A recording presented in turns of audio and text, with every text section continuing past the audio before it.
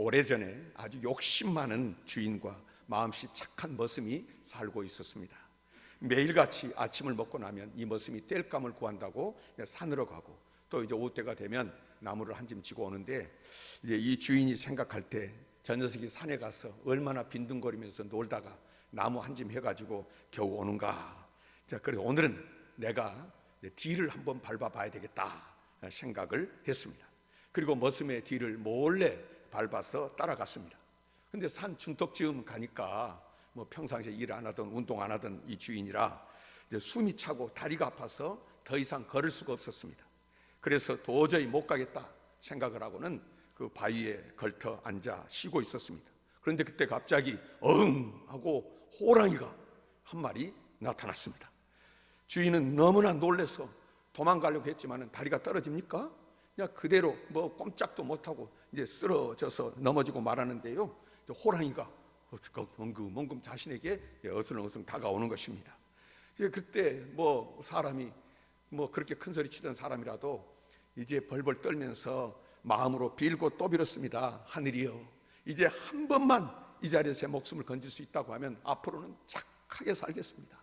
정말 착하게 살겠습니다. 더 이상 욕심 부리지 않겠습니다 하고 빌고 그러는데도 보니까 호랑이가 막 다가와서 덮치려고 하는데 갑자기 퍽 소리가 나는 것입니다. 그래서 정신을 차리고 보니까 이 호랑이가 쓰러졌는데 어느새 자기가 뒤를 밟아왔던 머슴이 달려와가지고 도끼를 가지고 호랑이 머리를 내리쳐서 호랑이가 쓰러진 것입니다. 그 자리에 죽었습니다. 그렇게 이제 이 주인은 목숨을 건질 수가 있었고, 죽은 호랑이를 머슴과 함께 메고 집으로 돌아왔습니다. 집으로 돌아온 주인은 호랑이 가죽을 벗기게 하고 그 가죽을 잘 말려가지고 얼마 후에 시장을 갔어. 그것을 내다 팔려고 시장을 갔습니다. 시장 갔다가 돌아온 이 주인의 얼굴이 울그락 기분이 영 안 좋아 보이는 것입니다. 그러더니 그 머슴놈 잡아오라. 그래서 머슴놈 잡아오라니까 데리고 왔습니다. 데리고 왔는데 그 앞에 대고 이 주인이 다짜고짜 혼을 내며 야단을 치는 것입니다. 야 이놈아, 내 놈의 도끼 자국 때문에 호랑이 가죽 반값도 못 받았지 않느냐 하고 야단을 치더라는 것입니다. 무슨 이야기인지 아시죠? 자신이 살아난 것에 대해서는 생각지도 않고 가죽을 제값받지 못했다고 화내는 주인이 어떤 사람입니까? 받은 바 은혜와 은혜를 아는 것은 다른 문제입니다. 사랑도 그렇습니다. 사랑을 받은 것과 그 사랑을 이제 알고 감사하는 것은 다른 것입니다. 왜 그렇습니까? 모든 사람이 이 땅에서 살면서 땅에서 일어난 일들, 자기 자신에게 있었던 일들조차도 잘 기억을 하지 못하고 그 의미를 알지를 못하고 지나가는 것입니다.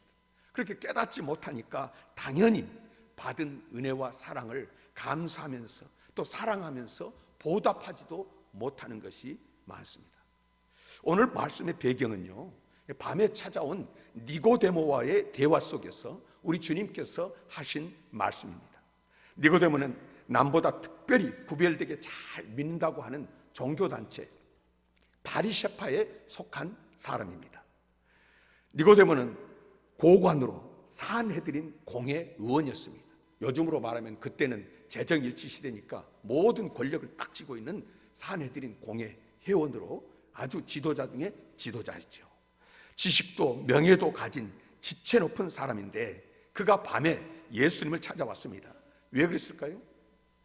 그는 자기 체면, 자기 위신을 많이 생각을 했습니다.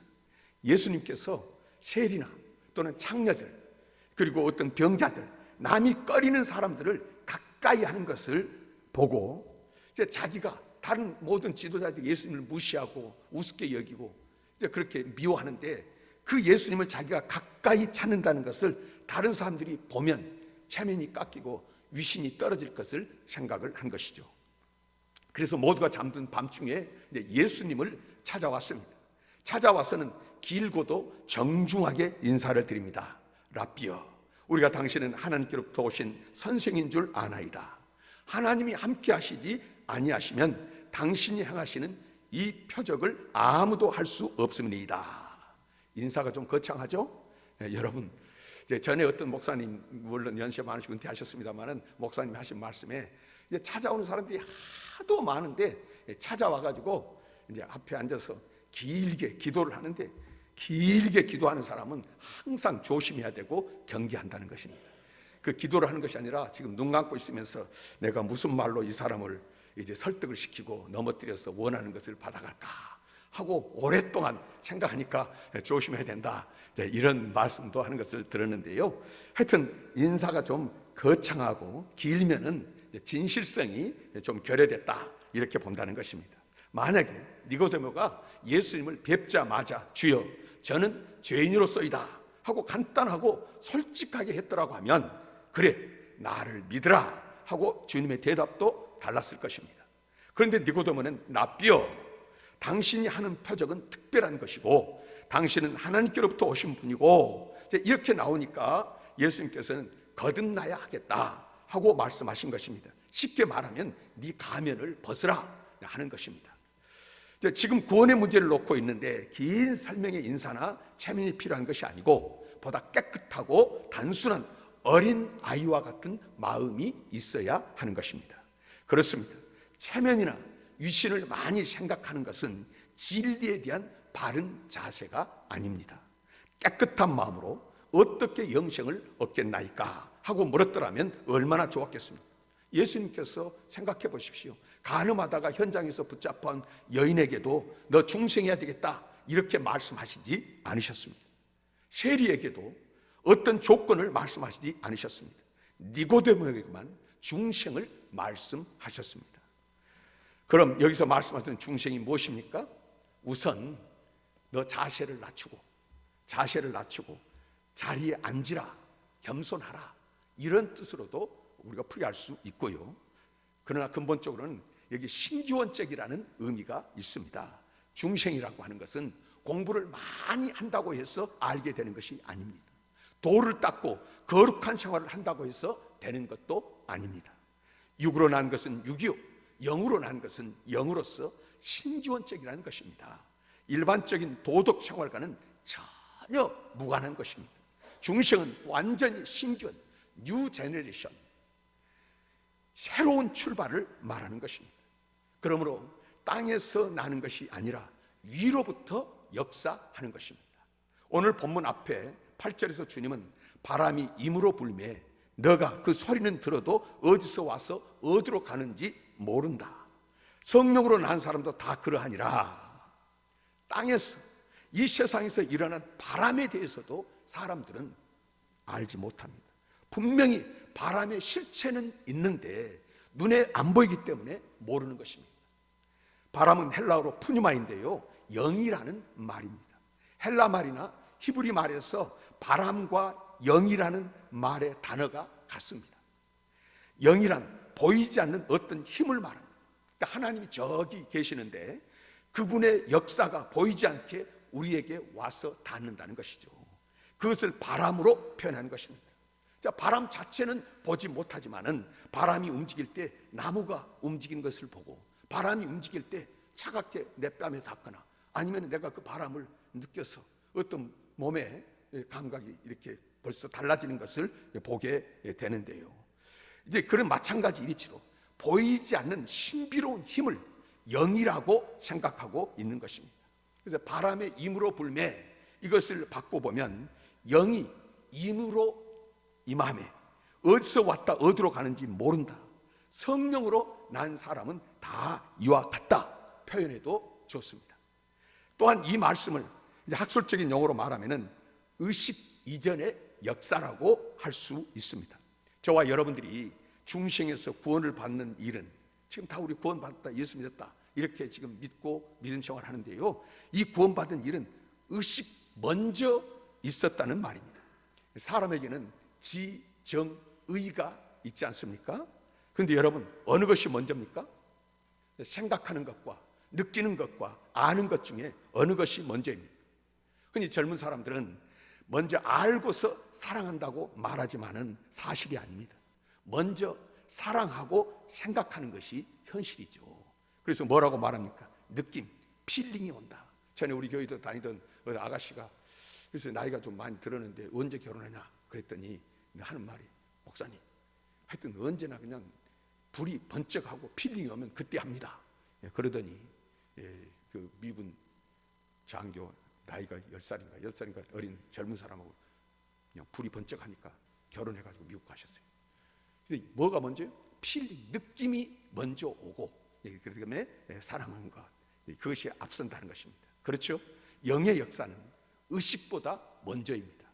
또한 의식의 생명보다 훨씬 뒤의 일입니다. 좋은 예로요, 아무리 머리가 좋은 사람일지라도 4살 이전의 일, 자기가 태어나던 때의 일은 기억하지를 못합니다. 사건이 있었잖아요. 실제로 생명이 있었잖아요. 그런데 뒤에 그것을, 의식을 아는 것은, 실제가 있고 아는 것은 한참 나중의 일입니다. 어렸을 때 젖을 먹었다고는 하지만은 갓난아기가 젖 먹는 기억은 나지 않습니다. 이처럼 의식은 생명보다 훨씬 뒤에 있습니다. 더군다나 자아의식을 갖게 되어서 내가 나다, 나는 이런 사람이다 하는 시기는, 나를 깨닫기 시작한 때는 더더욱이 뒤의 일입니다. 그런 면에서 육신의 생일은 이제 신비로운 것으로서 의식 이전의 일이고요, 의식으로서의 생일은 훨씬 나중의 일이잖아요. 여러분 생일을 어떻게 하셨습니까?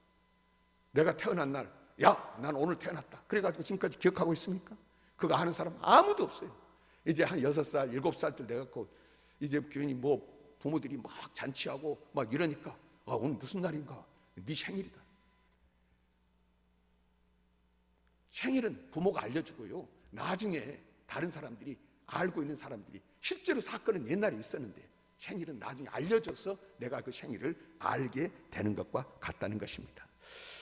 이제 예수를 믿는 것도 마찬가지입니다. 이제 언제부터 믿었느냐, 즉 언제부터 내 속에서 구원의 역사가 나타나느냐 묻는다고 하면은 이것은 모르는 일입니다. 간혹 어떤 사람들은 몇 월, 며칠, 몇 시에 내가 중생했다 하고 말하지만은 그런 사람들은요, 극적인 어떤 사건을 통해서 변화된 사람들입니다. 쉽게 말하면 과거에 아주 방탕하다가 아주 어려운 처지에 있었는데 결정적인 시기에 깨닫고 돌아오는 극적인 사건의 주인공입니다. 제가 아는 어떤 사람은 이제 하여튼 어떤 일로 감옥에 갔는데요, 예수는 고사하고 늘 박해하고 힘들게 하던 그런 사람인데, 그 부인은 열심히 믿는 집사였는데 감옥에 갔다가 소방법 위반을 해서 감옥에 갔습니다. 그런데 거기서 말씀을 듣는 순간에 가슴이 뜨거워지고, 그래서 자기는 몇 월 며칠 몇 시에 나는 그때 예수님을 만났습니다 하고 이렇게 이야기하는 사람을 제가 봤는데요, 이제 어떤 결정적인 시기에 깨닫고 돌아오는 극적인 사건의 주인공들은 몇 월 며칠 몇 시 이렇게 말합니다마는, 이런 특수한 사정을 제외하고는 일반적으로 대개가 자신이 중생한 날을 모르는 것입니다. 어느 때에 누구에게 듣고 은혜를 받았는지 잘 모르는 것이죠. 문제는 지금 그 예수가 나의 구주로 믿어지고 입술로 고백하는 것, 이것도 어떤 사람은 내가 체면상 부모 때부터 다녔고 할 수 없어서 이렇게 말하는 사람도 있지만 절대로 그런 일은 없습니다. 그 고백이, 예수를 나의 구주로 믿습니다 하는 고백이 절대로 억지로 어떻게 무의식 중에 되는 일은 없다고 하는 것입니다. 그 고백하는 것 자체에 이미 하나님께서 은혜를 주셨다는 것인데요, 성경대로 바람이 임으로 불매, 바람이 나의 의지하고 상관없이 임으로 불매 신비롭게 나를 붙잡는 것이 구원의 역사, 중생의 역사입니다. 이것은 몇 시간 전이든 몇 년 전이든 의식보다 훨씬 이전에 일어난 일입니다. 내가 깨닫기 이전에 일어난 일입니다. 이것은 신비이고 비밀입니다. 다음으로 바람이 임으로 불매라는 것은 내 편에서 내가 성령을 끌어들였다는 것이 아닙니다. 하나님인데 내가 어디 감히 오라 가라 내가 마음대로, 절대로 그런 분이 아닙니다. 성령이 자기 뜻으로 불어가지고 나에게 임한다는 뜻입니다. 다시 말하면 우리가 그리스도를 선택한 것이 아니라 주님이 우리를 선택하셔서 나를 찾아오신 것입니다. 언제? 알지도 못할 때. 언제? 죄인 되었을 때. 그래서 하나님과 원수가 되어서, 우리가 사람이 원수가 되면 보려고 합니까? 뒤도 안 돌아보고 다시는 쳐다보고 싶다. 그런데 나는 원수가 되어서 그런데 하나님께서 돌아서신 거예요. 원수로 보는 것이 아니라 사랑의 대상으로, 긍휼히 여길 자로 하나님이 마음을 돌아서서, 그래서 우리를 택하시고 찾아온 것입니다. 그래서 이 모든 것의 뿌리, 이 모든 것의 근원은 하나님의 사랑입니다. 사랑이 많으신 하나님께서 사랑으로 원수된 우리를 찾아오시고, 우리를 원수로 보지 않고 불쌍히 여기고 긍휼히 여기셔서 죄를 사해 주시고 구원해 주신다고 하는 것입니다. 우리가 이 사랑을 받았습니다. 주님은 이 사랑을 주셨고, 이 땅에 계실 때 이 사랑, 이 사랑의 근원이신 하나님과 하나님 나라를 설명해 주신 것입니다. 요한일서 4장 9절에서 10절에 하나님이 사랑이 우리에게 이렇게 나타난 바 되었으니 하나님이 자기의 독생자를 세상에 보내신 것은 그로 말미암아 우리를 살리려 하심이라. 사랑은 여기 있으니 우리가 하나님을 사랑한 것이 아니요 하나님이 우리를 사랑하사 우리 죄를 속하기 위하여 화목 제물로 그 아들을 보내셨습니다. 하나님이 우리를 사랑해 주셨지, 우리가 언제 하나님을 사랑했습니까? 우리가 하나님을 먼저 사랑했으면 하나님께 나와서 제물을 드렸어야 됩니다. 우리 주변에 흔히 있는 제물은 제물이라고 부를 수도 없습니다. 최고의 값비싼 것은 생명인데 하나님께서 베풀어 주신 사랑을 어떻게 설명합니까? 독생자 아들을 주셨습니다. 최고로 값진 것, 귀한 것, 세상의 무엇과도 비교할 수 없고 바꿀 수 없는 그 사랑을 하나님께서 주신 것입니다. 로마서 8장 31절에서 32절에 말씀하십니다. 그런즉 이 일에 대하여 우리가 무슨 말하리요? 만일 하나님이 우리를 위하시면 누가 우리를 대적하리요? 자기 아들을 아끼지 아니하시고 우리 모든 사람을 위하여 내어주시니가 어찌 그 아들과 함께 모든 것을 우리에게 주시지 아니하시겠느냐? 아들이 너무나 고귀하기 때문에 아들보다 값싼 것은 아무리 세상에 귀하다 해도 견줄 수 없는 것입니다. 이 말은 아들을 하나님이 내어주셨으니 아들보다 못한 것이야 얼마든지 주실 수 있다는 말씀입니다. 아들보다 못한 것 얼마든지 주시지 않겠느냐. 로마서 8장 38절 39절입니다. 내가 확신하노니 사망이나 생명이나 천사들이나 권세자들이나 현재일이나 장래일이나 능력이나 높음이나 깊음이나 다른 어떤 피조물이라도 우리를 우리 주 예수 그리스도 안에 있는 하나님의 사랑에서 끊을 수 없으리라 말씀하십니다. 왜요? 너무 값비싼 존재이기 때문에 쉽게 휴지처럼 던져버리지 못한다는 것입니다. 어떤 파괴적인 세력이 와서 우리와 하나님과의 관계를, 그 사랑을 끊어버리려고 애를 써도 예수 그리스도의 보혈의 하나님과 우리 사이를 굳게 묶어 놓았기 때문에 우리가 쉽게 절대로 버림받지 않는다는 말씀인 것입니다. 사람들은 자기를 가치 없다고 생각할 때가 많지만은 여러분 그렇지 않습니다. 어떤 사람은 나 같은 것 이렇게 이야기하지만 여러분, 하나님이 예수 그리스도의 보혈의 밧줄로 우리를 묶었어. 그 엄청난 하나님의 힘으로 하나님의 사랑 안에 연결되어 있는 사이니까 절대로 누구도 풀어놓지 못하고 우리 스스로도 풀 수 없는 것인 줄 믿으시길 바랍니다. 우리 주님은 하나님의 이 사랑을 설명하기 위해서 자기 생명을 바치셨습니다. 예수님께서 이 땅에 오셔서 하신 사역이 무엇이라고요? 이 땅에 오셔서 공생의 시작을 하시면서 첫 번째 하신 말씀이 회개하라, 천국이 가까이 왔느니라. 내가 천국, 하나님 나라를 증거해주고 가르쳐주는데 하나님 나라, 하나님이 계시고 천국이 있다, 그것을 너에게 열어주고 너에게 보여주고 허락해주겠다, 가까이 왔다. 그런데 아무리 설명해도 믿습니까? 그래서 예수님께서 하나님 나라를 설명하시는데 얼마나 답답하신가. 오늘 성경의 말씀을 보십시오. 12절에 내가 땅의 일을 말하여도 너희가 믿지 아니하거든 하물며 하늘의 일을 말하면 어떻게 믿겠느냐. 땅의 일을 설명해도 잘 안 듣는데 하늘의 일을, 영의 세계를, 하나님의 나라를 설명하는데 너희가 어떻게 믿겠느냐. 안 된다. 그래서 예수님께서 애쓰고 힘써서 늘 모든 가르침은 다 뭐라고요? 성경에 이렇게 말씀합니다. 비유가 아니면 말씀하시지 않았다. 이 말씀의 뜻은 하나님의 나라를 설명하는데 비유 아니면은 이해가 안 되니까 다 비유로 말씀하신 거예요. 다 비유로 말씀하신 거예요. 제가 어디 가가지고 우리 교회에 장영문 장로님이 계십니다 하고 다른 사람에게 말하면 그분이 누군데 어떻게 도대체 머리에 상상이나 가겠습니까? 이름만 들었는데. 그럼 어떻게 합니까? 제가요 그 중에서 좀 머리가 좀 벗어지고 반짝반짝하고 또 이제 그렇게 하면 그런 분 있으면은 바로 이렇게 생겼다 이렇게 비유로 제가 이 사람처럼 하고 설명. 예수님은 하나님의 나라를 마치 천국은 하면서 모든 가르침을 다 비유로 말씀해 주셨는데 핵심은 무엇을 설명하는 거예요? 하나님의 나라를, 하나님의 계심을 설명하는 거예요. 그렇게 설명해도 못 알아들으니까 기적을 가져오는 거예요. 이 땅의 사람의 능력으로는 이루어질 수 없는 일, 죽은 자가 살아나고 귀신이 쫓겨나고 병자가 일어나고, 자, 이런 일들, 기적을 다 주님께서 행하시는 것입니다. 그러면 그 기적 행함의 목적이 무엇입니까? 봐라, 이 일을 행하시는 하나님이 살아계신다. 그 하나님이 지금도 일하고 계신다.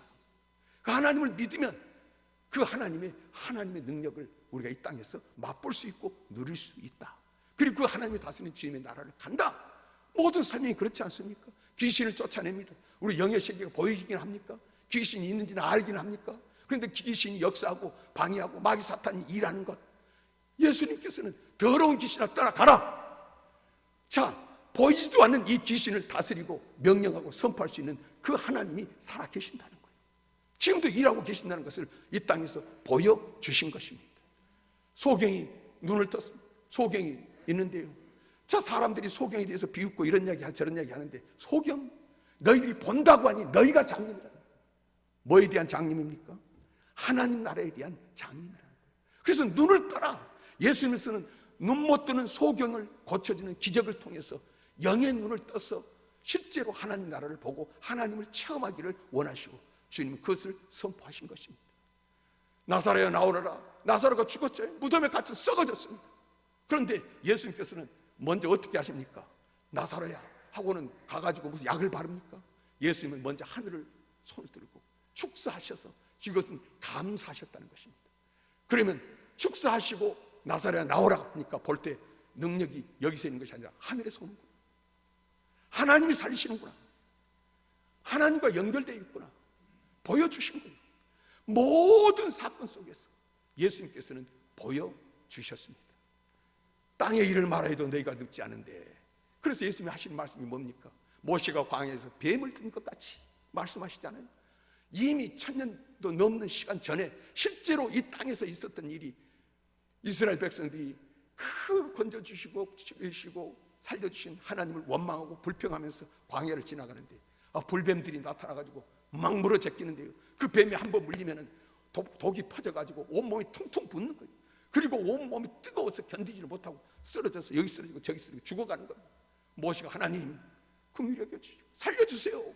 하늘의 하나님께 기도하니까 하나님께서 모세에게 뭐를 말씀하셨습니까? 구리로 가지고 뱀의 모양을 만들어라. 그리고 장대에다가 높이 매달아라. 그리고는 어떻게 해요? 쳐다보면 살리라. 거기 운동을 해가지고 쳐다보고 아니면은 거기에 무슨 자격을 갖춰가지고 쳐다보고, 이게 아닙니다. 그냥 쳐다보면 산다고 하는 하나님의 약속의 말씀을 믿고 단순하고 깨끗하게 쳐다보면 깨끗이 낫는 것입니다.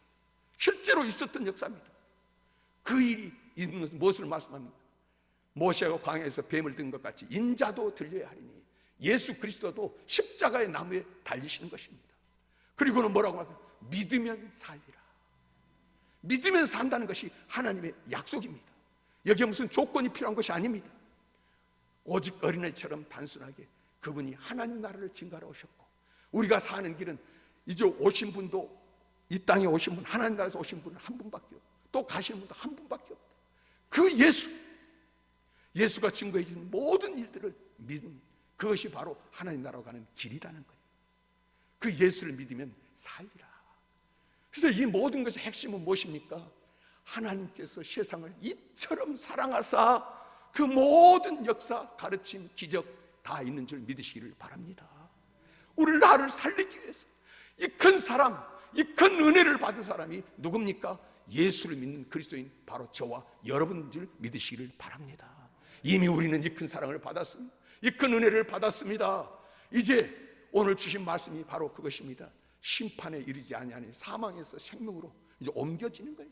이미 생명을 얻었다고 하는 것을 우리를 말하는 거예요. 얻었다는 것은 이제 이 땅에서 구원받았다, 단순하게 이런 정도가 아니고요. 여러분, 이미 하나님 나라에 저와 여러분들을 위해서 한 성을 예비하신 줄 믿으시기를 바랍니다. 표현이 이것도 비유지, 무슨 성 가지고 거기 가서 뭐 하겠습니까? 성을 가진 사람 세상에서 얼마나 굉장한 지위를 가지고 있고 얼마나 많은 힘과 영토를 가지고 있고 존경받는 사람이겠습니까? 여러분, 하나님 나라에 바로 영원한 생명을 얻은 사람의 장래가 바로 그것인 줄 말씀하시는 것입니다. 하나님이 우리를 사랑하셔서, 지금도 사랑하셔서 구원해 주시고 그 영원한 생명을 위해서 영원한 생명을 예비해 주시고 하나님 나라를 상속자로 우리를 세워 주신 사람들, 무엇을 알아야 돼요? 이 사랑을 알지도 못할 때, 이 사랑을 늘 의심하고 미웠는데 이 사랑을 하나님이 나에게 베풀어 주셨고 나는 그 사랑을 이미 받은 사람인 줄 믿으시기를 바랍니다. 사랑을 알지도 못하고 사랑을 깨닫지도 못하고 살아가면 얼마나 안타까운 일입니까? 오늘 구원받은 사람, 사랑받은 사람은 어떻게 살아야 되겠습니까? 이 사랑을 알고 이 사랑에 합당한 말로만 뿐만 아니라 머릿속으로 관념 속으로 뿐만 아니라 실제로 행하면서 살기를 원하시는 줄 믿습니다. 야고보서를 통해서 말씀하십니다. 행함이 없는 믿음은 죽은 믿음이라. 사랑이나 감사나 행함이 없고요, 실제 삶이 없으면 그건 죽은 믿음입니다. 오늘 또 여러분, 구원받은 자는 어떻게 살아야 됩니까? 행함이 있는 믿음 속에 감사가 여러분 것이 되고 또 그 사랑이 나의 것이 돼서 증가하면서 베풀면서 살기 원하시고 말씀 주신 줄 믿습니다.